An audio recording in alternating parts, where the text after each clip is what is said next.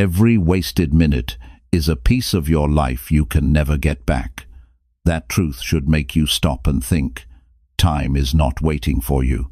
It doesn't pause while you decide. It doesn't return once it's gone. And it doesn't care about excuses. The way you use your minutes shows how much you value your life. Ask yourself, how many days have slipped by while you promised yourself you would start tomorrow? How many opportunities have been lost because you allowed distraction, delay, or comfort to steal your time? This is not about having more hours. It's about learning to use the ones you already have with purpose and clarity. In this audiobook, you will discover how to stop wasting time, how to act when it counts, and how to turn each day into proof of your commitment. Your life changes the moment you start valuing every minute. Chapter 1. Stop delaying choices and decide what matters right now. When you think about your life, you realize something very simple, but often ignored. Every choice you delay is a piece of your life wasted. Every minute you sit back and wait for a perfect moment, you lose a chance to grow, to build, to change something important. Time doesn't ask your permission to move. It goes forward whether you're ready or not. The question is, are you going forward with it, or are you standing still, hoping for another chance? Most people get stuck because they delay choices. They wait for more confidence, more money, more approval, more certainty. But the truth is, waiting doesn't make life easier. Waiting doesn't give you courage. Courage is built by doing, not delaying. You will never find a perfect moment because life was never designed to give you perfect conditions. If you want things to change, you must decide now. The longer you hold back, the heavier the decision becomes, and the harder it feels to act. Think about your own days. How many times have you told yourself you'll start tomorrow? How many times have you carried the same decision for weeks, months, maybe even years? It could be applying for that opportunity, fixing your health, starting a project, or having an honest conversation. You carry it, you think about it, and you wait. But waiting has a cost. The cost is your peace of mind, your progress, and your time. That's why if you want to make every minute work for you, you must stop delaying choices and decide what matters right now. When you delay, you train your mind to live in hesitation. You make it normal to say, "not today." And once hesitation becomes a habit, it follows you everywhere. You hesitate to speak up. You hesitate to take action. You hesitate to believe in yourself. Life gets smaller because you've given away your power to indecision. But the opposite is also true. When you train yourself to decide, even in small things, you create momentum. You prove to yourself that you can act, that you can trust yourself, that your time matters. Ask yourself this question. What choice have you been delaying that you know deep down must be made? Don't soften it. Don't escape it. Face it. Because the longer you run from it, the more it controls you. Deciding doesn't always mean you know exactly how things will turn out, but it means you're willing to step forward. And the moment you step forward, your confidence grows. Clarity comes after you act, not before. When you make a decision right now, you release the pressure building in your mind. Think of the relief you feel after finally handling something you avoided for too long. The call you make, the task you finish, the truth you speak, it frees you. Suddenly, you realize it took less energy to act than it did to keep delaying. That's the psychology of action. Doing creates power. Waiting steals it. If you want to make your minutes count, start by cutting out the weight of indecision. Decide what matters to you and move. If it's your health, decide today to walk, to eat differently, to take care of your body. If it's your career, decide today to apply, to learn, to build the skills you need. If it's your relationships, decide today to call, to apologize, to be honest. Don't wait for another season of life to hand you permission. Life doesn't wait, and neither should you. Notice how you feel when you're stuck in delay. You feel restless, frustrated, sometimes even guilty. That's your mind signaling that you're out of alignment with what you know you should be doing. It's like carrying a weight you never put down, and when you keep delaying, that weight multiplies. But when you decide, the weight drops, and you walk lighter. That lightness gives you more energy for the next step. That's how progress builds, decision by decision. Some people tell themselves they are waiting to be more confident. But confidence doesn't show up before the decision. Confidence shows up after the decision, after the action. Think about it. The first time you did something new, you weren't confident, you were unsure. But by doing it, by acting, you built confidence. Waiting for confidence is like waiting to feel strong before lifting the weight. It doesn't happen. You lift first, you get stronger after. Another reason people delay is fear. Fear of failing, fear of judgment, fear of the unknown. But the truth is, not deciding is also a decision. It's the decision to stay the same. And staying the same is the biggest risk of all. You may avoid failure by not acting, but you also avoid growth, progress, and new opportunities. Fear will always be there. The only way to reduce it is by facing it, not by waiting for it to disappear. Think about how different your life could look 1 year from today if you decided on the things you've been putting off. Imagine the habits you could build, the skills you could learn, the results you could create. That future is not built in some far-off day.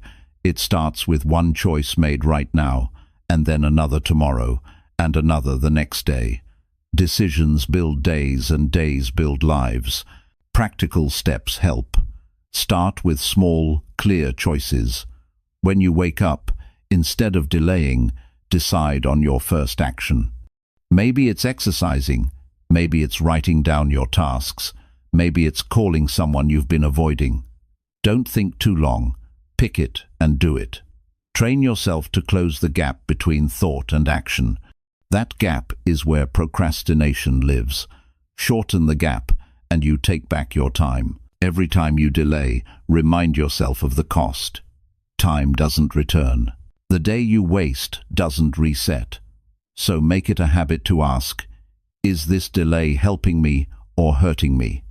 That simple awareness can shake you out of hesitation and push you into action. Over time, this practice rewires your mind to value decisions instead of delays. You also need to learn how to decide what truly matters.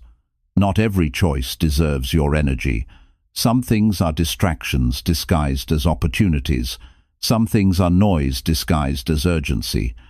You must decide based on your values, not just your impulses. Ask yourself, will this matter a year from now? If yes, decide quickly and act. If not, let it go. Deciding what doesn't matter is as powerful as deciding what does. It frees your time for what truly counts. If you want to make every minute work for you, this is where you begin. Stop delaying choices. Choose what matters. Act on it. Feel the relief. Build the momentum.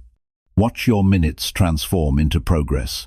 Don't underestimate the power of small decisions stacked daily. They create a pattern of discipline that shapes your future. You don't need to wait for the right conditions to start. You don't need to know every step. You need only to decide and act on what's in front of you. That's how you grow. That's how you make time your ally instead of your enemy. Right now, you have two options. You can keep waiting, keep holding back, keep telling yourself, later. Or you can choose, right here, to act, to value your minutes. To prove to yourself that your life matters enough to decide. The power is in your hands. Time won't slow down, so neither should you. When you leave here today, think about this. What one choice have you been carrying for too long? Decide on it. Act on it. Don't stretch it another day. Your life changes when you stop delaying. Your future begins when you decide what matters right now. That's how you make every minute work for you. By refusing to waste it in hesitation, by deciding and acting today, by choosing to live, not just to wait.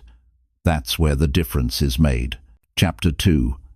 Act fast on small tasks before they grow heavy. When a task shows up in front of you, the first few minutes matter more than you think. That is when your mind decides if this task is going to stay light or if it is going to grow heavier with every hour you push it away. The truth is, small tasks don't stay small for long. They expand in your head, they steal your attention, and they make you feel trapped. Something that could have been finished in 5 minutes suddenly weighs on you all day. That weight slows you down, drains your energy, and makes bigger goals harder to chase. This is why the habit of acting fast on small tasks is one of the most powerful ways to make every minute work for you. When you deal with something the moment it appears, you save yourself from carrying it around in your mind. You free up space to think clearly, and you give yourself momentum to move forward. Acting fast is not about rushing. It is about refusing to let simple responsibilities turn into heavy burdens. Think about how many times you have told yourself, "I'll do it later." Later becomes tomorrow. Tomorrow becomes next week. And suddenly you are overwhelmed by a list of unfinished things. The dishes pile up. The emails multiply. The bills wait. The calls you need to return feel heavier every day. Each delay makes the task bigger than it really is. And while the task grows in your mind, your confidence shrinks. You start doubting your ability to keep up. Now imagine the opposite. Imagine you pay that bill right when you see it. You answer that message right when you read it. You put that item away right when you finish using it. The task disappears before it becomes stress. You feel lighter, clearer, and more in control. That is the psychology of small actions done quickly. They protect your energy. They prevent unnecessary stress. They give you the feeling of progress without delay. The danger of ignoring small tasks is that they don't just sit there quietly. They follow you. They come back into your mind when you are trying to focus on something important. You sit down to work on a project, but the thought of an unfinished errand interrupts you. You want to enjoy your evening, but the email you avoided pops into your head. Every small task left undone steals moments of peace. Acting fast is a way of taking that peace back. There is another reason why small tasks should be handled quickly. They build discipline in your daily routine. Every time you finish something right away, you are training your brain to be a finisher, not a procrastinator. You are teaching yourself that action is natural, not something to be resisted. Over time, this habit strengthens your willpower. When bigger challenges come, you already have the practice of acting instead of hesitating. People sometimes believe they need to wait for motivation before they act. That is a mistake. Motivation comes after action, not before. When you knock out a small task, you feel good about it. That good feeling sparks energy for the next step. The more you act, the more motivated you feel. Waiting for motivation keeps you stuck. Acting creates motivation. Another mistake people make is thinking small tasks don't matter. They think only big goals deserve attention. But small tasks build the foundation of your life. They are the minutes between the big moments. If you ignore them, they pile up and block your path. If you take care of them quickly, they keep your path clear, so you can focus on what matters most. The small things make the big things possible. Here is how you can apply this. The moment you see a task that takes less than 5 minutes, do it right away. Don't put it on a list.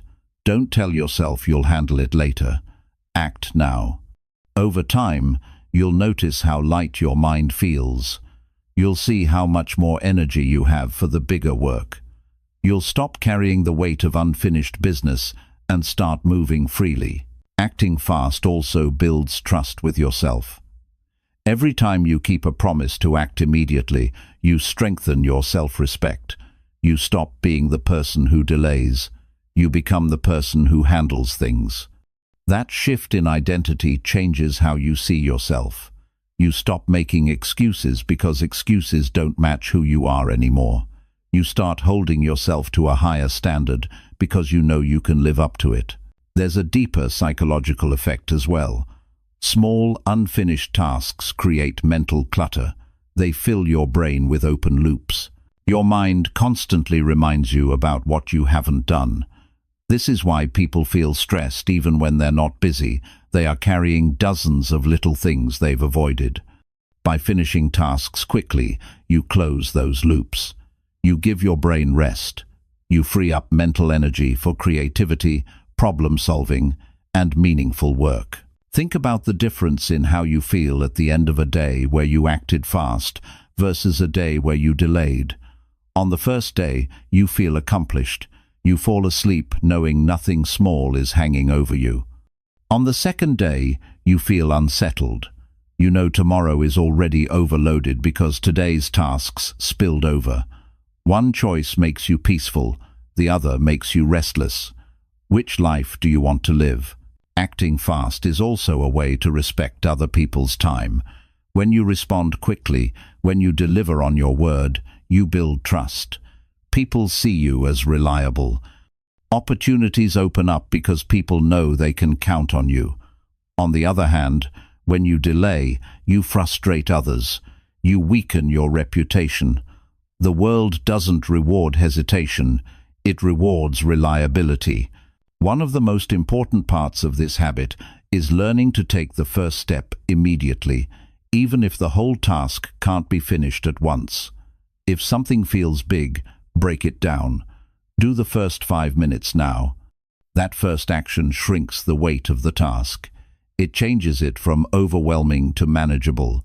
And once you start, you often find it wasn't as hard as you thought.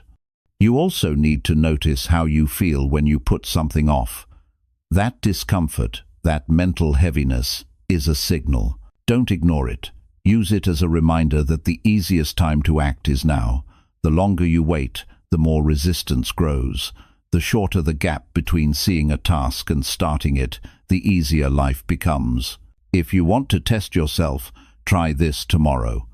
Each time you think of a task that takes less than 10 minutes, do it instantly. At the end of the day, notice how much lighter you feel.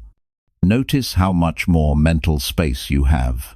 That experiment alone will prove to you how powerful this habit is. The real reward of acting fast is not just the tasks you finish, it's the mindset you build. You stop being someone who carries unfinished business. You become someone who moves, someone who clears space for progress, someone who doesn't let life pile up on them. That shift is worth more than the minutes saved. It changes your character. Remember this: small tasks are not harmless. Left undone, they grow heavy. They fill your days with pressure you don't need. But if you act fast, they stay small. They disappear before they steal your energy. They give you confidence, peace, and momentum.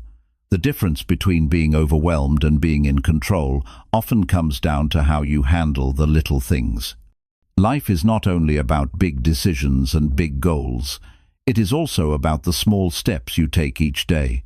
Those steps, handled quickly and consistently, shape the quality of your time. They make every minute count. Don't let simple responsibilities steal your future. Handle them as soon as they appear. Act fast. Keep your load light. Build your momentum. And move forward without the weight of delay. That is how you make every minute work for you, by refusing to let small tasks grow heavy, by acting before hesitation grows, and by proving to yourself every day that your time is too valuable to waste. Chapter 3. Guard your attention like treasure and block empty noise. Attention is one of the most valuable resources you have in life. What you give your attention to grows stronger, and what you ignore slowly fades away. The problem is that most people treat their attention carelessly. They let anything and anyone interrupt it. They let noise, distractions, and meaningless input steal hours from their days. If you want to make every minute work for you, you must learn to guard your attention like it is treasure, because that's exactly what it is. Once you lose it, you can't buy it back. When you sit down to do something important, notice how quickly distractions show up. A notification on your phone, a message from a friend, a random urge to scroll through social media, a headline you didn't need to read. Before you know it, you're 20 minutes away from the thing you meant to focus on. And the problem is not only the time you lost, the real problem is the mental cost of switching back and forth. Every time you break your focus, you need more energy to return to the task. That constant switching drains you far more than you realize. Noise is everywhere. It comes from the outside, but it also comes from within. External noise is the endless stream of information, opinions and distractions competing for your eyes and ears. Internal noise is the endless stream of information, opinions and distractions competing for your eyes and ears. With focus, even the simplest effort can create powerful results. Guarding your attention starts with knowing what deserves it. Not everything is worthy of your focus. Some things may feel urgent, but they don't move your life forward. You must become selective. Ask yourself before engaging with something, does this matter to my growth, my goals, or my well-being? If the answer is no, block it. Every yes to distraction is a no to progress. Every time you let noise take over, you trade precious minutes for nothing in return. One of the most damaging habits today is constant exposure to meaningless information. People scroll endlessly, consume content they forget 5 minutes later, and fill their minds with noise that doesn't add value. The brain adapts to what you feed it. If you train it on distraction, you weaken its ability to go deep on meaningful work. If you train it on discipline, you build the strength to stay focused for long periods. The choice is yours. What you allow shapes who you become. It's not enough to tell yourself you'll focus. You need systems. Create boundaries for your attention. Turn off notifications that don't matter. Set specific times to check messages instead of reacting to every beep. Create a workspace where you don't invite distractions. Protect your mornings or evenings for your most important work. These practices are like locks on the doors of your attention. Without them, anyone or anything can walk in and take what they want. Guarding your attention also means protecting it from people who drain it. There will always be voices that pull you into negativity, gossip, or complaint. If you let those voices dominate, they eat away at your energy. Learn to limit your time around people who bring only noise. Spend more time around those who encourage focus, growth, and action. Who you allow in your space determines what fills your mind. Choose carefully. Noise also hides in habits you no longer notice. Leaving the television on for background sound. Checking your phone every few minutes without purpose. Starting the day by scrolling instead of planning. These small habits create leaks in your attention. They make you weaker over time. Replacing them with intentional habits makes you stronger. Begin the day by deciding your top priorities. Take short breaks to breathe or walk instead of drowning in screens. Close your day with reflection instead of noise. These simple changes repair your attention and give you back control. You will notice that when your attention is scattered, you feel restless and unsatisfied. You might spend hours busy, but finish with little to show. On the other hand, when your attention is guarded, you feel accomplished even after fewer hours of work. It's not the number of hours that matter most, it's the quality of attention within those hours. A focused hour can do more for your life than a distracted day. Guarding your attention also protects your emotions. Noise often carries negativity, fear, anger, envy, comparison. The more you consume it, the more you carry it. Protecting your attention means protecting your inner state. Instead of letting random content set your emotions, you set them yourself. You decide what enters your mind and what stays outside. That discipline creates stability. You don't get pulled in every direction. You stay steady, calm, and clear.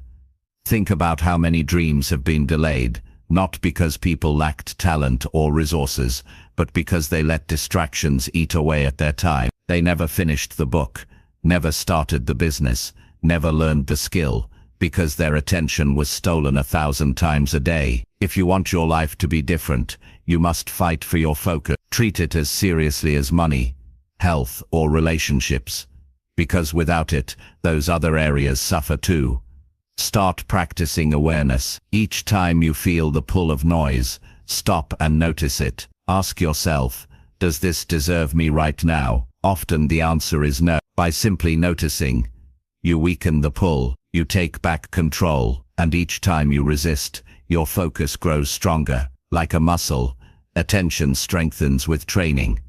Some people will argue they need distractions to relax. The truth is, distraction doesn't relax you, it numbs you. Real rest comes from silence, nature, movement, or meaningful connection, not endless noise. Learn to give your mind quiet time. In that quiet, you'll find clarity and ideas you could never hear over the noise. You don't need to eliminate all noise at once. Start small. Choose 1 hour a day to block it completely. No phone, no background chatter, no random scrolling. Dedicate that hour to something meaningful. After a week, expand to 2 hours. As you build this habit, you'll notice your productivity rise, your stress lower, and your satisfaction grow. You'll see how much of your life can change simply by guarding your attention. The most successful people are not the busiest. They are the most focused. They know how to say no to noise. They know how to create space for the work that matters. You can do the same. Your attention is not unlimited, and neither is your time. Together, they decide the direction of your life. Guard them both with discipline. At the end of your life, you won't regret missing a few headlines or not watching another meaningless video, but you will regret the goals you never pursued because you were too distracted to focus. Protect your attention now, so you don't carry that regret later. Making every minute work for you means choosing carefully where you place your focus. Block out the empty noise. Value your concentration as much as your time. Decide each day what deserves your attention and what doesn't. When you master this, your minutes will no longer slip away into distractions. They will build something lasting, something meaningful, something you are proud of. Guard your attention like treasure, because it is the foundation of every result you want. If you lose it, everything else weakens. If you protect it, everything else grows. That choice belongs to you each day, and the sooner you make it, the sooner your minutes begin to truly matter. Chapter 4. Push yourself to finish today, not tomorrow. One of the hardest habits to break is the habit of carrying today's work into tomorrow. It feels harmless at first. You tell yourself you'll finish it later, maybe in the morning, maybe after you've rested. But when tomorrow arrives, the weight is still there, heavier than before, because now you're not only facing a new day's demands, but also the leftovers from yesterday. This cycle of postponement quietly destroys momentum. It builds stress. It reduces your belief in your own discipline. If you want to make every minute work for you, you must push yourself to finish today, not tomorrow. There is a sense of relief that only comes from closing the day with your tasks complete. You fall asleep, knowing you gave the day everything it deserved. Your mind is calm. You rest deeper because there's nothing chasing you into the next day. Compare that to the feeling of leaving work undone. It follows you into your evenings. It interrupts your rest. And when you wake up, you're already behind. That is the hidden cost of procrastination. It steals not just hours, but peace. Finishing today means training yourself to fight the urge of "I'll get to it later." That urge is comfortable. But comfort is the enemy of progress. Growth is built on decisions that stretch you beyond what you feel like doing. You may feel tired, bored, or uninspired, but if you choose to finish anyway, you prove to yourself that discipline is stronger than mood. Tomorrow is uncertain, but today is here. That is why action today is the most reliable form of progress.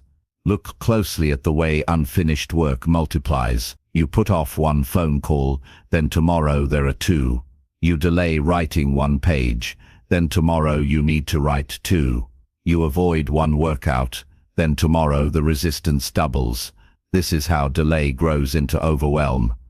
But when you finish today, you prevent the pile from forming. You stop the chain before it becomes unmanageable. This principle applies in every area: career, health, relationships, and personal goals. The psychology of delay is simple. The mind seeks escape from discomfort. But the more you escape, the weaker you become. Every time you finish today, you reverse that pattern. You build resilience. You train yourself to face discomfort directly and come out stronger. Over time, you begin to see challenges not as threats, but as opportunities to strengthen your discipline. And that shift changes everything. Some people believe they work better under pressure, so they put things off until the last minute. In reality, they're trading quality for urgency.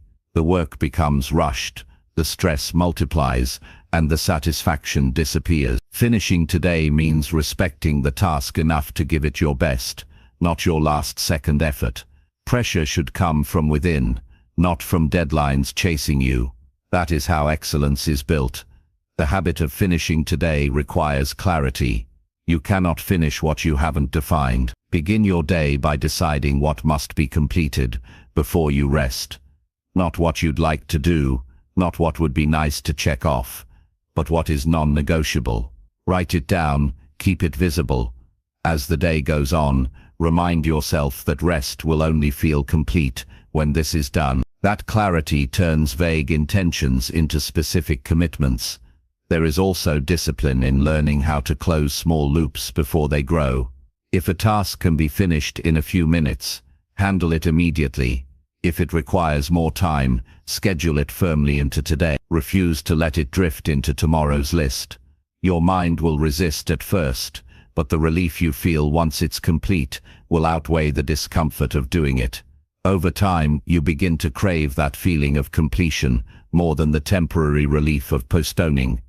Think about your evening. If you close the day with undone work, you feel restless. But if you finish, you enter the evening with pride. That pride fuels your confidence for tomorrow. Success is not built on grand gestures once in a while. It is built on daily completion. The habit of finishing strengthens your identity as someone who follows through. That identity becomes the foundation for everything bigger you want to achieve. Another hidden benefit of finishing today is the freedom it gives you tomorrow. Instead of waking up already behind, you start fresh. Your energy is not divided. You are not cleaning up yesterday's mess. You are moving forward, not catching up. That freedom compounds over time. Weeks and months of finishing today create years of consistent growth. Years of postponing create decades of regret. Some will argue they don't have enough time to finish everything today. But the truth is, it's not about time, it's about decisions. You finish what you decide is essential.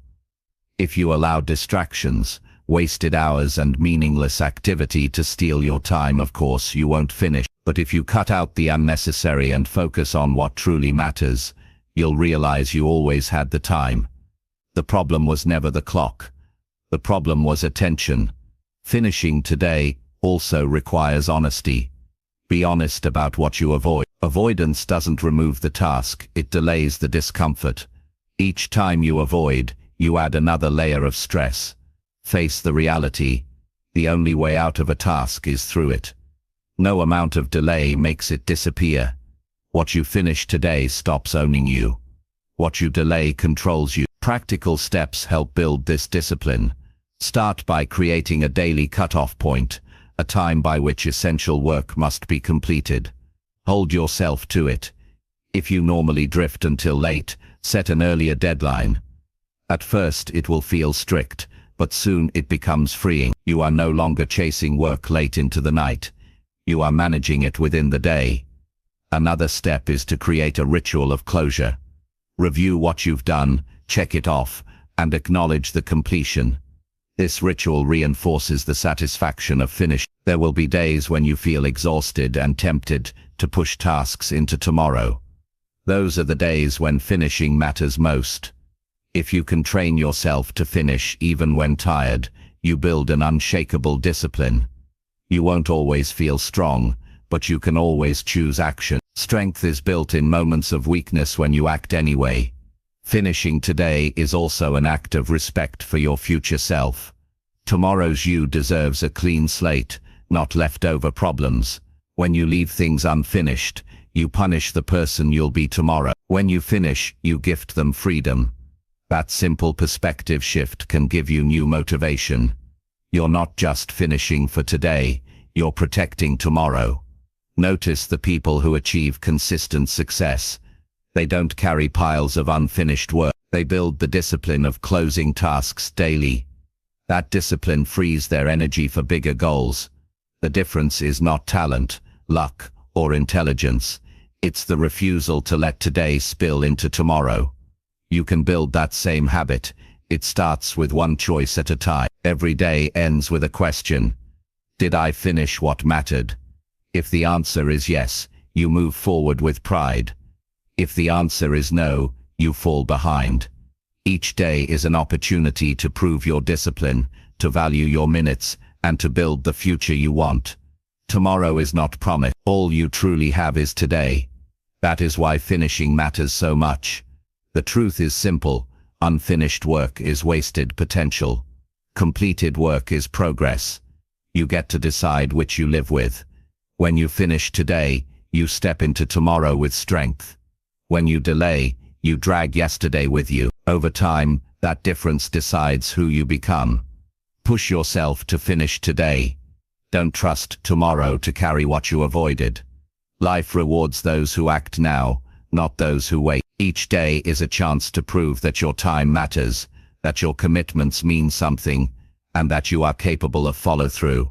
Make today count by closing it strong. That is how you make every minute work for you, by refusing to leave your work unfinished, by showing up for your goals today, and by never giving tomorrow what should be done right now. Chapter 5. Turn pressure into action instead of hiding from it. Pressure is not something to escape from. Pressure is part of life. Everyone faces it, whether in work, in family, in health, or in decisions that carry weight. The difference between people who grow and people who stay stuck is not that one has less pressure. The difference is how they respond to it. Most people run from pressure. They delay, they hide, or they numb themselves with distractions. But that only makes the pressure heavier. The strongest choice you can make is to turn pressure into action. When you act, you transform the energy of pressure into progress instead of pain. Think about what pressure really is. It is a signal that something matters. You don't feel pressure about unimportant things. You feel it when your choices have consequences, when your responsibilities demand attention, when your goals challenge you to rise higher. Pressure is evidence that your life carries weight. Instead of treating it as an enemy, you can treat it as a call to step up. When you avoid pressure, your mind suffers twice. First, you feel the weight of what you must do. Second, you feel guilt for not doing it. Avoidance does not reduce pressure. It multiplies it. On the other hand, when you take action, even if it is just a small step, the weight begins to lift. Action changes the story in your head. Instead of feeling trapped, you feel capable. Instead of being crushed by responsibility, you feel empowered by it. Pressure shows up most strongly when something is uncertain. You don't know if you will succeed. You don't know how hard it will be. That uncertainty creates tension. But tension is not a curse. It is a tool. Just like a muscle grows by resisting weight, your character grows by resisting pressure. If you let yourself collapse under it, you stay weak. If you use it as fuel to act, you grow stronger. Think of the times in your life when you felt the most pressure. Maybe it was before an exam, a presentation, a critical decision, or a conversation you were afraid to have. Now ask yourself, what happened once you finally acted? Most of the fear vanished. The build-up was worse than the reality. That is the nature of pressure. It looks bigger in your mind than it is in reality. The cure is not more time thinking, it is action. Action turns pressure into focus. When you act, your energy moves toward the solution, instead of circling the problem. Pressure narrows your vision, and if you let fear control it, you freeze. But if you push forward, the same narrow vision gives you sharp focus. The very thing that felt heavy becomes the reason you get more done in less time. This is why some people perform best under pressure. They don't run from it, they channel it. To make this practical, notice how you respond the moment pressure shows up. Do you freeze, distract yourself, or complain? Or do you take the first possible step forward? The habit of acting immediately rewires your brain. You stop associating pressure with fear and start associating it with action. Over time, pressure stops feeling like a threat and starts feeling like a trigger for productivity. You must also understand that pressure is not proof you are failing. Many people confuse the two. They feel pressure and assume it means they are not strong enough, not ready, not capable. In reality, pressure is proof that you are being stretched. You only grow by being stretched. If you never feel pressure, you are living far below your potential. If you embrace it, you find out how much more you can do than you ever thought possible. The temptation to hide from pressure comes from the desire for comfort. Comfort feels safe, but safe does not equal strong. Safe does not equal successful. Growth requires discomfort. If you make comfort your standard, you will never reach beyond the average. If you make progress your standard, you will learn to handle discomfort until it becomes natural. That is how you turn pressure into action. Another thing to remember is that pressure often comes from deadlines. Deadlines can be stressful, but they are also useful. They force you to act within a time frame. Without them, tasks expand endlessly. Instead of resenting deadlines, use them as motivators. They create urgency that keeps you from wasting time. When you commit to finishing within the pressure of a deadline, you train yourself to deliver even when it is uncomfortable. That discipline is worth more than the temporary relief of postponement. The way you talk to yourself under pressure also matters. If your inner voice says, "I can't handle this," the pressure will crush you. If your voice says, "I will take one step now," the pressure turns into movement. Self-talk directs your focus. Positive self-talk, under pressure, is not pretending everything is easy. It is reminding yourself that action is always possible, and one step forward is always within your control. You also need strategies for staying calm while acting under pressure.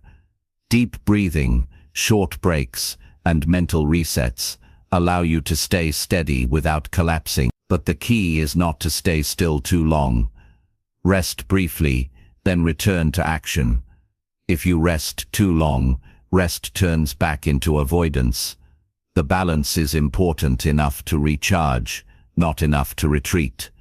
Notice how you feel after turning pressure into action. You feel stronger, more capable, and more confident. This confidence carries into future challenges. Every time you face pressure, you build a library of proof that you can handle it. That proof becomes your strength. Instead of fearing the next challenge, you remember the last one you overcame. That memory gives you courage. In relationships, pressure shows up in difficult conversations. Many people avoid them, hoping problems disappear. But problems grow in silence. Action means speaking honestly, even if it is uncomfortable. Pressure can push you to communicate, to set boundaries, to repair trust. Hiding from it only builds resentment. Facing it builds respect and clarity. In health, pressure shows up when your habits catch up with you. Ignoring it makes things worse. Action means exercising, eating better, seeking help when needed. The earlier you act, the lighter the pressure becomes. Waiting only increases the cost. In finances, Pressure shows up when bills pile up, debts grow, or responsibilities demand attention. Many hide from it, pretending it isn't there. But ignoring money problems only multiplies them. Action means creating a plan, cutting unnecessary spending, finding new ways to earn, and sticking to discipline. Facing it early makes it manageable. Avoiding it makes it overwhelming. Pressure is not something to fear. It is something to use. Each time you feel it, remind yourself that it is an invitation to act. The action may be small, but it shifts the weight. Once you move, you regain control. Waiting only makes the mountain taller. Moving makes it smaller step by step. Over time, turning pressure into action builds resilience. You stop breaking down at the first sign of stress. You stop running from responsibility. You learn to stand firm, to move forward, to take ownership. This resilience becomes part of your identity. You stop doubting yourself because you've proven to yourself many times that you don't hide, you act. Life will always bring pressure. That will never change. What can change is your response. You can train yourself to see pressure as a signal to act, not a reason to run. The moment you shift this perspective, your relationship with stress transforms.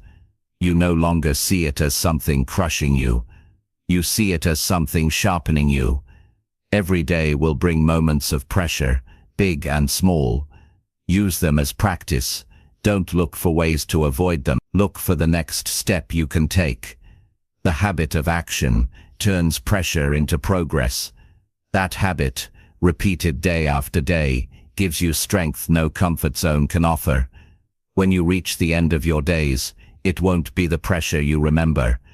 It will be the actions you took despite it. Those actions will define the life you lived, the goals you reached, and the example you set. So never waste your energy hiding from what life demands. Face it, act on it, turn every ounce of pressure into forward motion. That is how you build strength. That is how you build character. And that is how you make every minute of your life count. Chapter 6. Catch yourself wasting time and switch back to focus. One of the greatest skills you can build in life is the ability to notice when you are wasting time and to bring yourself back to focus immediately. Most people drift without realizing it. They start with good intentions, but within minutes they are pulled into distractions that have nothing to do with their goals. Hours pass, and when they finally notice, it is too late. The key is not to expect perfect focus all the time. The key is to train yourself to catch the drift quickly and redirect your energy back to what matters. Time is easy to lose because distractions feel small. You tell yourself you will check a message for a minute, watch a video for a moment, or scroll briefly before getting back to work. But minutes multiply, and soon you are far from where you intended to be. That is why awareness is essential. You must become sharp enough to recognize the moment when your attention slips. Awareness is like an alarm bell. It reminds you that your time is slipping into activities that give you nothing in return. Wasting time often feels harmless in the moment. That is why it is so dangerous. You don't feel the loss immediately, but when you look back on weeks or months, the gap becomes clear. You realize how much more you could have built, how much closer you could have been to your goals, how much stronger you could have become. Regret arrives quietly, but it always arrives. The habit of catching yourself in the act protects you from that regret. Switching back to focus is not about guilt. It is about responsibility. When you notice you are wasting time, don't spend more time criticizing yourself. That only deepens the delay. The fastest way to recover is to stop the distraction immediately and redirect your energy to a meaningful task. Every second spent dwelling on failure is another second wasted. Train yourself to act, not to dwell. Think about the difference in how two people handle distraction. One notices they are wasting time and decides, "I've already lost focus, so today is ruined." They give up and continue wasting hours. Another notices they are wasting time and decides, "I will stop now and return to work." They may have lost 10 minutes, but they save the rest of the day. That single choice makes the difference between a wasted day and a productive one. The habit of switching back to focus quickly is a discipline you can strengthen. At first, you may only notice after a long time, but the more you practice, the faster you catch yourself. Eventually, you'll notice within minutes, and over time, you'll notice within seconds. That awareness gives you control. Distractions don't vanish, but they no longer own you. Another important point is to understand what focus really means. Focus is not just sitting still with a task. Focus is choosing in this moment what matters most and giving it your full attention. If you are working, focus is finishing the task without drifting. If you are resting, focus is truly resting without the pull of endless noise. If you are with someone, focus is being fully present without letting your mind wander to your phone. Catching yourself when you lose focus is not just about work, it is about living fully in each moment. Many people waste time because they don't have clear priorities. When you don't know what matters most, distractions look more attractive. You drift because you have nothing solid to anchor your time. That is why clarity is essential. Begin each day knowing exactly what you must accomplish. Write it down, keep it in front of you. When you notice yourself drifting, this clarity pulls you back. You don't waste time wondering what to do next. You already know. Environment plays a major role in wasting or saving time. If your surroundings are full of distractions, catching yourself becomes harder. The phone within reach, the television in the background, the endless tabs open on your computer. These are traps waiting to catch your attention. You can't rely only on willpower. You must design your environment to reduce temptation. Put the phone in another room. Close the tabs that don't serve your work. Create a space where focus is natural. Another tool is to build small checkpoints into your day. Stop every hour and ask yourself, am I using this hour wisely? If not, adjust immediately. These checkpoints act like course correction. They prevent you from drifting too far. Without them, you might waste half a day before noticing. With them, you never go long without awareness. Notice how your body feels when you waste time. You may feel restless, unsatisfied, or even guilty. These feelings are signals. Don't ignore them. Use them as reminders to return to focus. The more you pay attention to your emotional state, the faster you'll catch the drift. Over time, you will develop a sensitivity to wasted time. What once felt normal will start to feel uncomfortable. That discomfort is a gift. It pushes you back to productivity. Switching back to focus also requires discipline in finishing tasks before starting new ones. Many people waste time by jumping from one thing to another, never fully completing anything. Multitasking creates the illusion of progress, but leads to half-done work. Train yourself to finish one thing before moving to the next. Each completion builds momentum.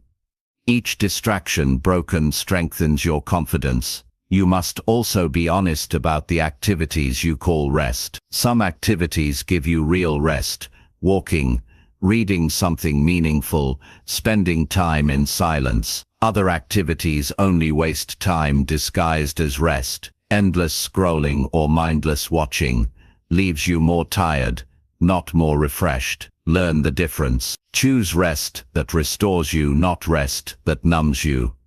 Catching yourself wasting time is not about perfection. You will drift. You will slip.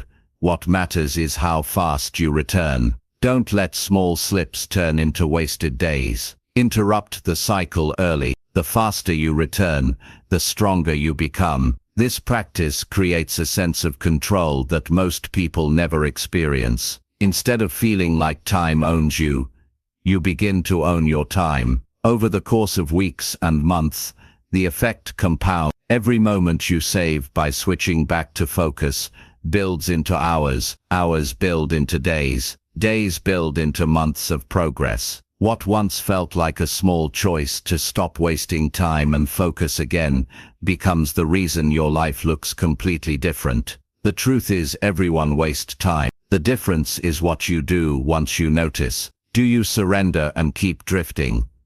Or do you switch back to focus and recover the rest of the day? That single decision separates those who succeed from those who fall behind. When you catch yourself, remind yourself of the cost of delay. Every minute wasted is a minute you will never get back. That reminder is not meant to create fear, but urgency. Urgency that pushes you into action now, not later. Life is too short to drift for hours in activities that leave you empty. Life demands presence, attention and action. Make this your standard. I will waste less by noticing faster. Each time you bring yourself back, you strengthen your discipline. Each time you notice earlier, you sharpen your awareness. Over time, this habit becomes who you are. You become the kind of person who values minutes too much to let them slip away. At the end of your life, the hours you wasted won't matter to anyone but you. The hours you focused, the work you finished, the relationships you nurtured, that will matter to everyone around you. Don't let your story be one of wasted potential. Make it a story of awareness, discipline, and consistent return to focus. The practice is simple but powerful. Notice when you drift. Stop the distraction. Return to the task. Do this over and over until it becomes natural. This is how you take control of your time. This is how you make sure your days are not swallowed by meaningless activities. This is how you create a life built on intention instead of accident. Your time is too valuable to waste. Train yourself to guard it by catching the drift early and switching back to focus. That habit will separate you from the majority of people who live distracted lives. It will give you progress where others have excuses. It will make every minute of your life count towards something meaningful. Chapter 7. Use the hardest hour to build the strongest habit. Every day gives you hours that feel easy and hours that feel difficult. The easy hours don't demand much from you. You can go through them almost without thinking, but there is always an hour that feels heavier than the rest. It could be the early morning when you don't want to rise. It could be late in the evening when you feel drained. It could be the middle of the day when distractions are strongest. That hardest hour is where your discipline is tested most. If you use that hour wisely, you build a level of strength that no comfortable moment can give you.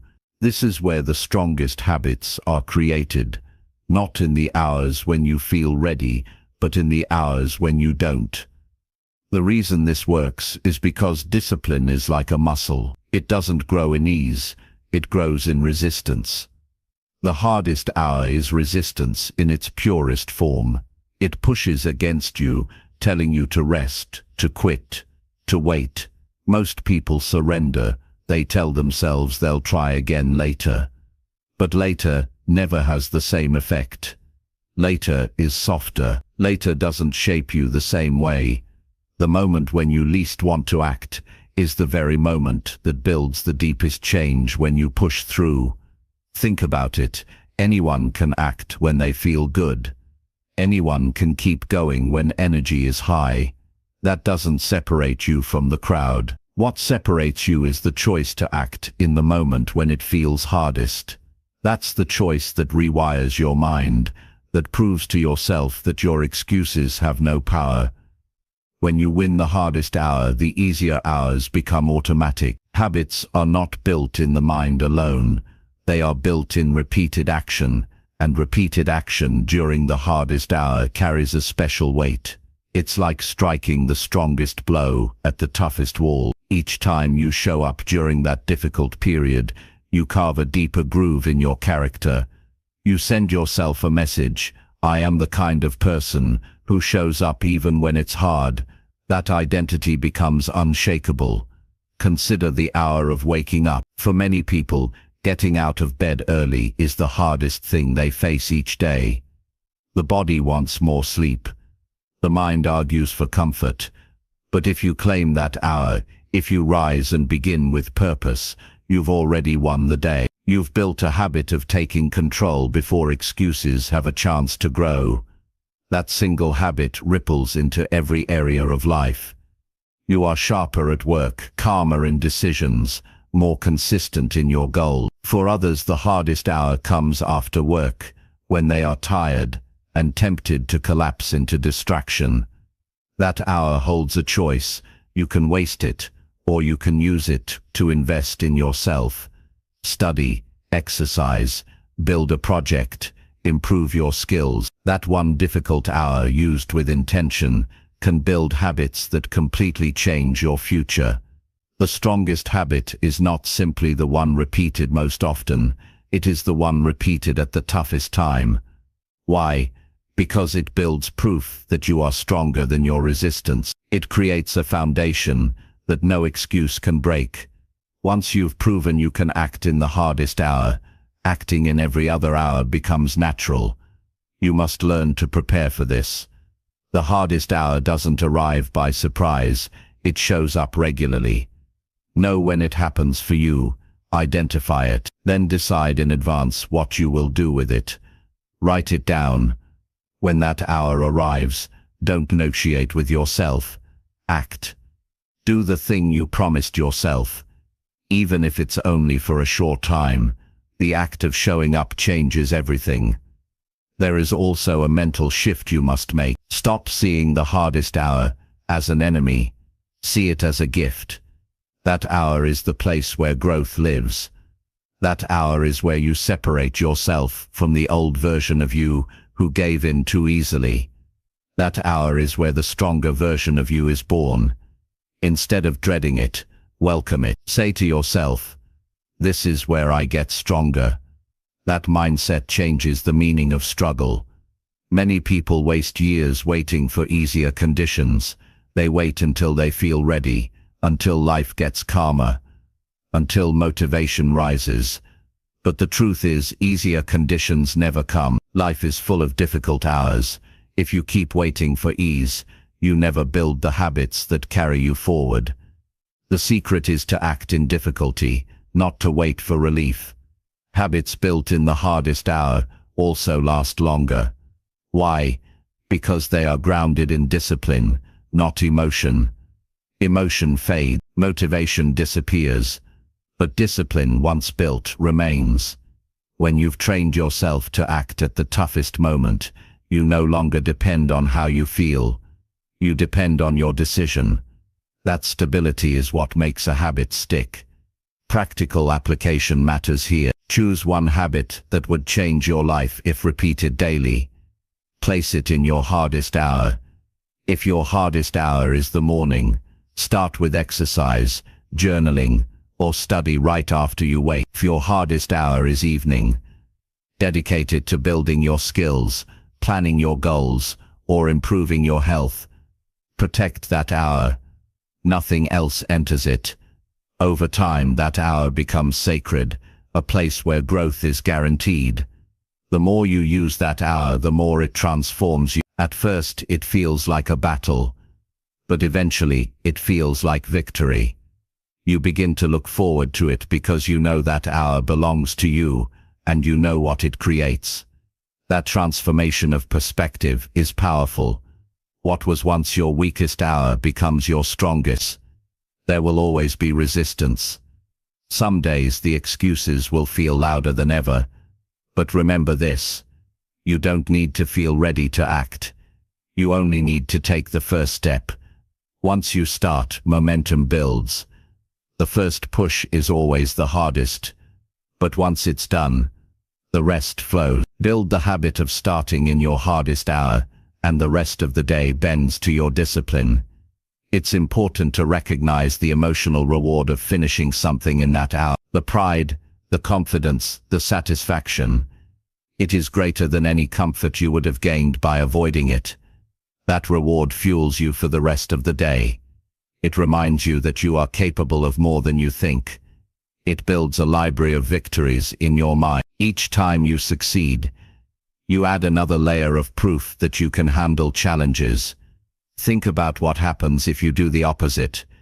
If you avoid the hardest hour, if you give in each time, you weaken your own belief. You tell yourself you can't handle it. You train your brain to expect failure. That identity begins to spread into other areas of your life. Before you know it, you're giving up not just in the hardest hour, but in easier ones too. That is the danger of avoidance. The strongest people are not those who avoid struggle. They are those who lean into it. They know the hardest hour holds the key to their growth. They know that by using it wisely, they build habits that carry them when motivation fades. They know that strength is not created in comfort, but in discomfort faced head-on. You can join them by making this choice each day. At the end of your life, you won't remember the easy hours. You'll remember the hours when you wanted to quit but didn't. You'll remember the times you chose discipline over excuses. Those are the hours that shape your character, that create your legacy. So decide now. Identify your hardest hour. Claim it. Place your most important habit inside it. Show up, even when it feels impossible.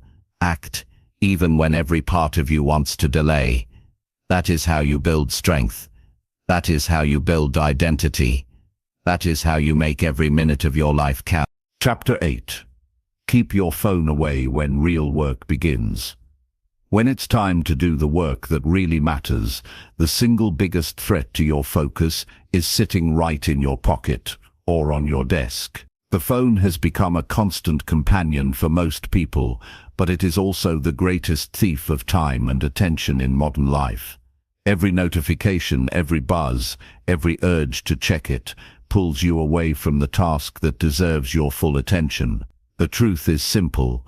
You cannot give your best when your mind is divided, and nothing divides your mind faster than your phone. If you want to make progress in your most important work, you must build the discipline to keep it away the moment you begin. People underestimate how powerful the pull of the phone really is.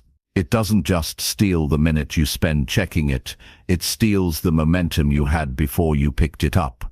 When you look at your phone, even briefly, your focus is scattered. It can take 15 minutes or more for your brain to return to the depth of concentration you had before. Imagine how much time is lost in a single day if you repeat that cycle dozens of times. You may sit at your desk for hours, but the truth is you only worked with full focus for a fraction of that time. That's why so many people feel exhausted but unproductive. Work that requires depth writing, studying, problem-solving, creating demands an undivided mind. You cannot dip in and out of it while also giving pieces of your attention to a stream of messages and updates. Real work lives in a state of flow, where your mind is absorbed and your energy is aligned. To enter that state, you must cut the cord to distractions. Keeping your phone away is not about discipline alone. It's about designing an environment where focus has a chance to grow. Many people fool themselves into thinking they can handle both. They say they'll just check their phone quickly, but the human brain is not built for that kind of switching. Every shift leaves a residue. Even after putting the phone down, part of your mind is still processing what you saw, who messaged, what you might have missed. That residue makes your thoughts cloudy, and cloudy thinking cannot produce sharp results. The phone is designed to keep you hooked. Companies have spent billions learning how to capture your attention. Every color, sound, and vibration is engineered to make you check it compulsively. That means the battle is not fair. You're not failing because you're weak. You're struggling because you're fighting a system built to make you lose. The way to win is not to try harder while keeping the phone within reach. The way to win is to remove it from the battlefield entirely. Out of sight, out of reach, out of mind. Think of how different your work feels when your phone is not near you. The silence feels uncomfortable at first. You feel restless, as though you are missing something. But if you sit with that discomfort, something powerful happens. your mind begins to settle.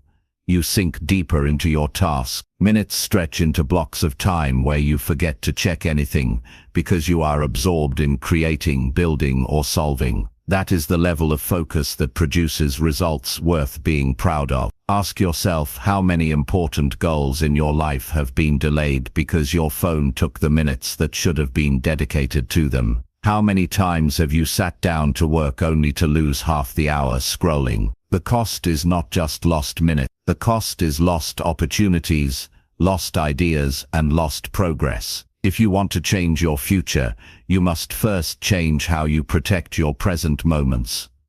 Keeping your phone away when real work begins is a habit that takes practice. At first it feels strange. You reach for it without thinking. Your hand moves before your mind notices. This is proof of how deep the habit has become. But every time you resist, every time you choose focus instead, you weaken the old pattern and strengthen a new one. Over weeks and months, your reflex changes. The urge grows weaker, and the peace of working without interruption grows stronger.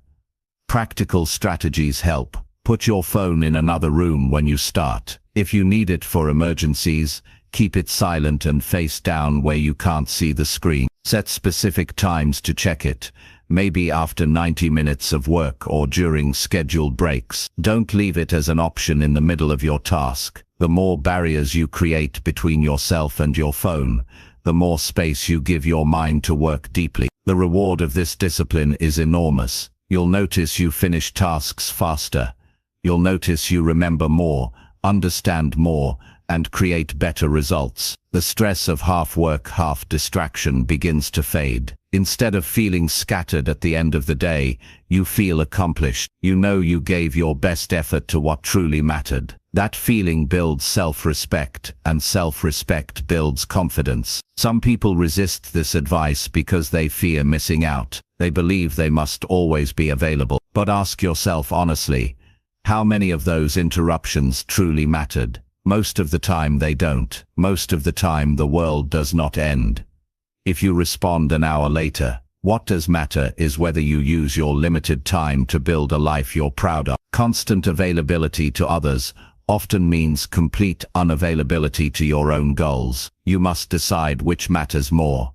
There is also a psychological freedom that comes when you detach from your phone. You realize how often it dictated your actions without you choosing. Each buzz pulled you like a puppet on a string. By keeping it away, you cut the strings. You regain the power to decide where your attention goes. That freedom is priceless, and once you experience it, you never want to give it up. Imagine what you could build in a year if you consistently worked with undivided focus. A book written, a business launched, a body transformed, a skill mastered. All of it is possible when you give your best hours to deep work instead of shallow distraction. The difference is not in talent or intelligence. It is in where you allow your attention to live. There is a deeper truth here too. How you treat your attention is how you treat your life. If you scatter it across endless trivialities, your life becomes scattered. If you concentrate it on meaningful work, your life becomes meaningful. The phone may seem small, but it is the gateway to the greatest distraction of our time. Keeping it away is not just about productivity, it is about choosing the kind of life you want to live. When you look back years from now, you won't remember the endless scrolls, the notifications, the meaningless updates, but you will remember the work you finished, the goals you reached, the impact you made. That difference begins with a simple act of discipline. Put the phone away when real work begins. Protect the sacred space where your focus builds your future. Every time you choose focus over distraction, you are shaping your identity. You are proving to yourself that you value your time, that you value your potential, that you are willing to do what others won't. Over time, this identity compounds into results that set you apart. Others will wonder how you achieved so much. The answer will be simple. You guarded your focus when it mattered most. So the next time you sit down to do something important, don't keep temptation within arm's reach. Put the phone aside. Create silence. Let your mind dive deep into the task. Give yourself the chance to experience what it feels like to work without constant interruption. That practice alone can transform not only your productivity, but your entire sense of control over your life. Discipline in this one area may feel small, but it is the doorway to mastery. Keep your phone away when real work begins, and you will find that the minutes you once lost now become the building blocks of your success. That is how you make every minute work for you, by protecting it from the noise, by choosing focus over distraction, and by giving your best energy to the work that matters most. Chapter 9. Push through boredom and see progress come alive. Boredom is one of the greatest barriers to success, yet it is rarely talked about with the seriousness it deserves. People think failure comes only from laziness or lack of opportunity, but the truth is, most failure is born in moments of boredom. The routine becomes predictable, the repetition feels dull, and the excitement fades. That's when most people stop. They look for something new, something entertaining, something that feels easier. But here's the reality: real progress is rarely exciting in the moment. Progress is built by staying steady in the dull, ordinary hours, by showing up when the process no longer feels special. The ones who keep going when it gets boring are the ones who eventually see results come alive. The human mind craves stimulation. It wants novelty, change, and reward. That's why the beginning of any journey feels good. The start of a workout plan, the first days of a new job, the launch of a project, it all feels fresh. You feel motivated, hopeful, full of energy, but then the routine sets in. The workouts blend together, the tasks become repetitive, the excitement fades.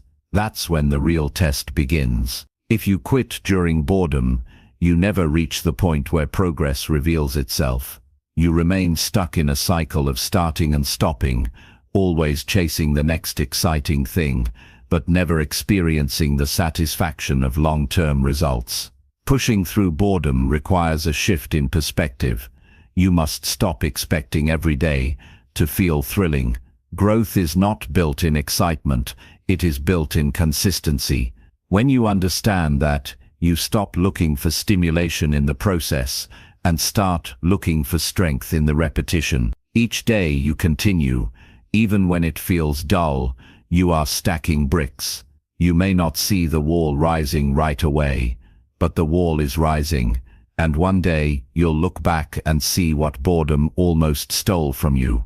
Boredom is not a sign that you are failing. It is a sign that you are doing the necessary work.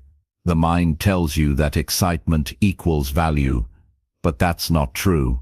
Many of the most important things in life, saving money, eating well, practicing skills, reading, exercising, are not exciting day to day. They feel routine, but their long-term rewards are life-changing. If you walk away because of boredom, you are walking away from transformation. Consider someone who starts learning a skill, like playing an instrument or studying a language. In the beginning, each new lesson feels like progress, but after weeks or months, the learning slows. Improvement feels less obvious. The practice sessions feel repetitive. This is where most people quit, but the ones who push through boredom cross into a new level of mastery. They unlock abilities they never would have reached if they stopped. The difference is not talent. It is endurance through boredom. The same principle applies to fitness. The first weeks of training often bring visible results, but then the body adjusts, and progress slows. Workouts feel repetitive. People lose interest. That's why gyms are full in January and half empty by March. But those who stay through the dull months are the ones who transform their bodies by summer. Progress rewards the patient, not the easily distracted. To master boredom, you must learn to respect routine. Routine is not the enemy. It is the structure that allows growth to happen. Every great achievement is built on routines that felt boring to the person doing them. Athletes practice the same moves thousands of times. Writers return to the page every day whether they feel inspired or not. Entrepreneurs work long hours on unglamorous details before success becomes visible. If they stopped because it felt dull, the world would never see their results. One practical way to push through boredom is to break your focus from results and place it on process. Instead of asking, "Am I seeing progress yet?" ask, "Did I do the work today?" When you measure progress by daily action instead of immediate results, boredom loses its power. The results will come, but only if the actions remain. By rewarding yourself for showing up, you make consistency the goal. Consistency, not excitement, is what creates breakthroughs. You must also recognize boredom as a form of resistance. It is your mind testing you. It asks, "Are you serious or are you only here for fun?" If you give in, the mind learns it can stop you anytime by making things feel dull. But if you push through, the mind learns that boredom no longer works on you. That victory makes you stronger, not only for the current task, but for every challenge that follows. Switching your perspective on boredom also helps. Instead of seeing it as wasted time, see it as proof that you are on the right path. Boredom is the toll you pay to cross the bridge to mastery. It is not a signal to stop, it is a sign to keep going. Every time you endure boredom, you move closer to the day when progress becomes visible again. That day always comes, but only for those who keep going. Another strategy is to simplify your expectations. Too many people demand excitement from every effort. They think they need to feel inspired to act. That is not true. You don't need inspiration to keep going. You need discipline. Discipline is what carries you through the plain days, the repetitive hours, the stretches where nothing feels new. Discipline is stronger than boredom. When you rely on discipline instead of feelings, you gain control. It's also important to track your progress. Boredom blinds you to how far you've come. By writing things down, measuring your effort, or keeping a record, you create proof that progress is happening even if you can't feel it daily. The numbers don't lie. The pages written, the hours practiced, the steps taken, they all add up. That record becomes your reminder that boredom does not mean failure. It means you are building something real. Boredom also trains patience. In a world where people want instant gratification, patience is rare. But patience is a superpower. When you learn to stay with something long enough, you gain access to results that impatient people will never see. Pushing through boredom is how you practice patience. It teaches you to keep your eyes on the long game instead of chasing short bursts of excitement. You will also discover that boredom often gives way to breakthroughs. Many great ideas, insights, and moments of clarity come during repetitive work. Your mind, no longer distracted, begins to connect ideas in the background. This is why some people say their best thoughts come while walking, exercising, or doing routine tasks. By enduring boredom, you create space for deeper creativity to emerge. Don't confuse boredom with lack of purpose. Sometimes boredom makes you question why you started. But remind yourself, the goal did not change just because the excitement faded. Your reasons for beginning are still valid.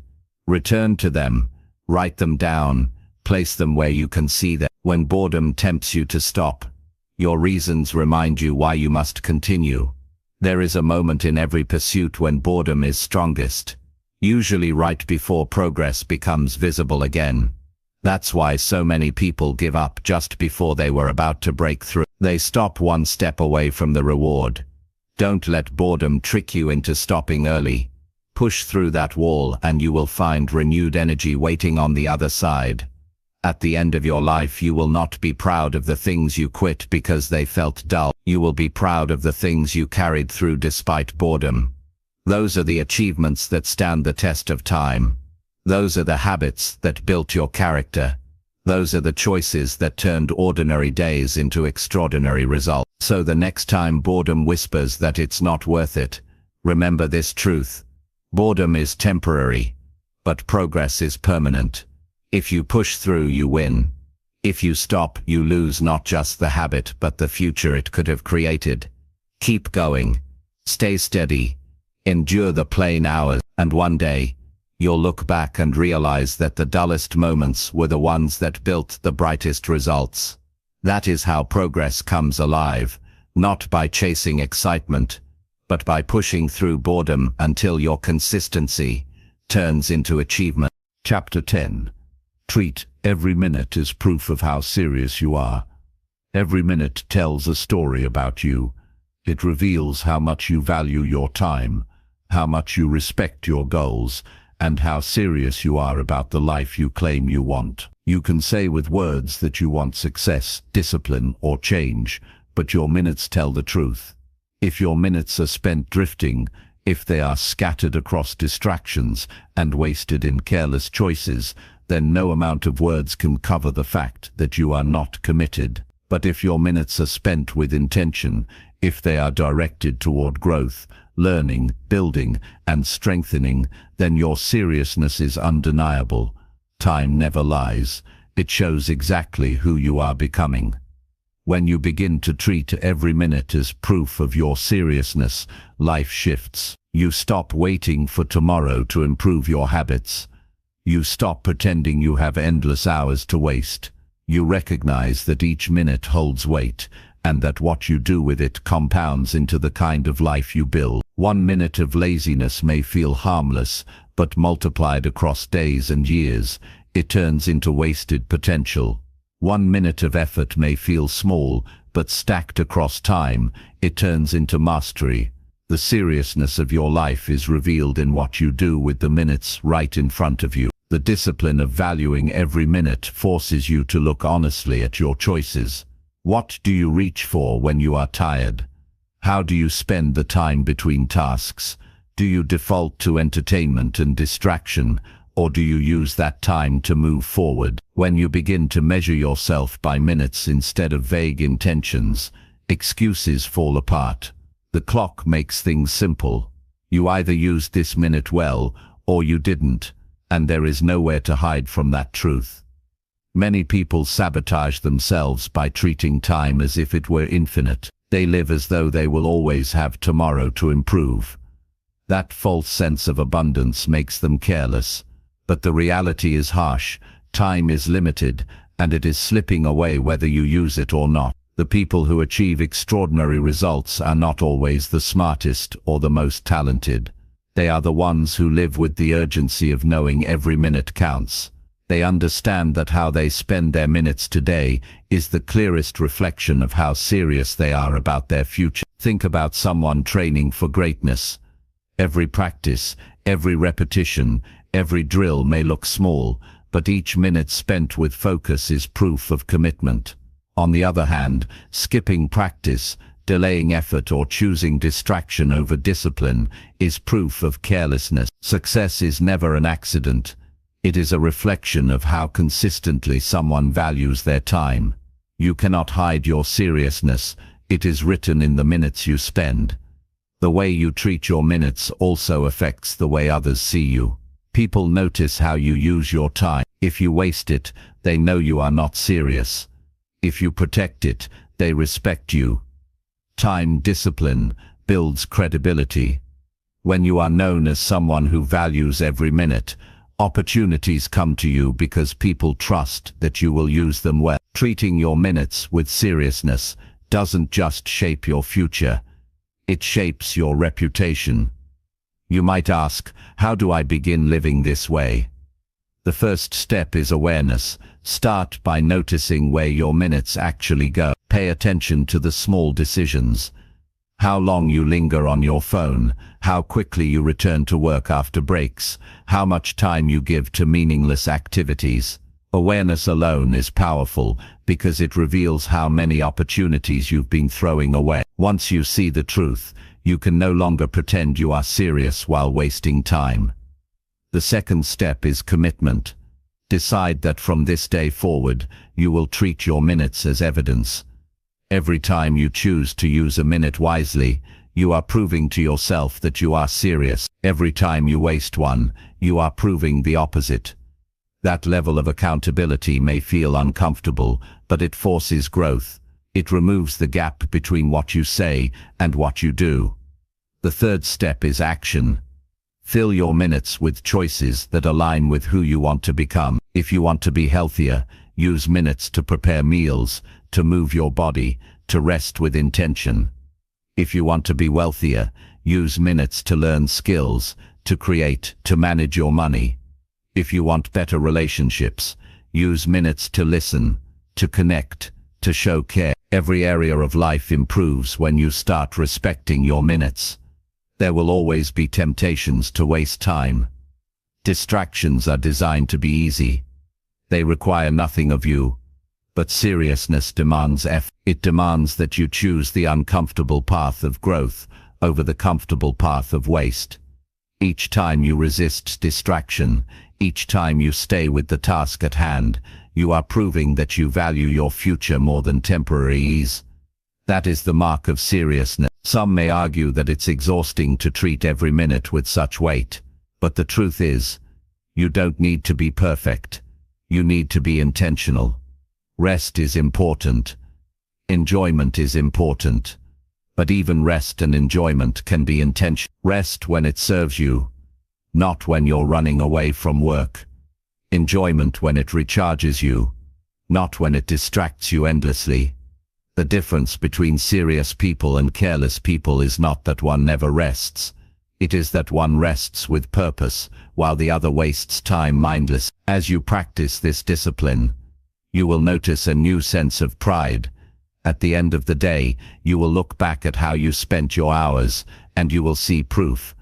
Proof that you were serious about your goals. Proof that you respected yourself enough not to waste your time. Proof that you are building the life you said you wanted. That pride is fuel. It makes you stronger for tomorrow. The opposite is also true. If you look back and see wasted hours, you feel regret. That regret eats away at your confidence.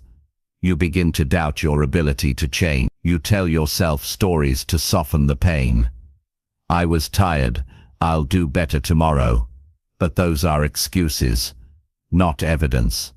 The evidence is always in how you spent your minutes. And if you don't change, those wasted minutes add up to wasted years. This is why urgency matters. Don't wait for a new year, a new month, or even a new week to begin living seriously.